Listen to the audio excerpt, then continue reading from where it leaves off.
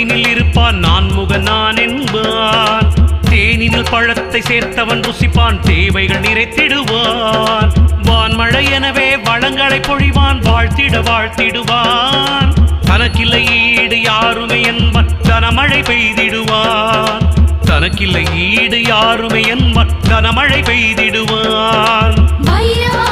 பைரவா போற்றி போற்றி போற்றி ஸ்வர்ணாகர்ஷண பைரவா போற்றி போற்றி போற்றி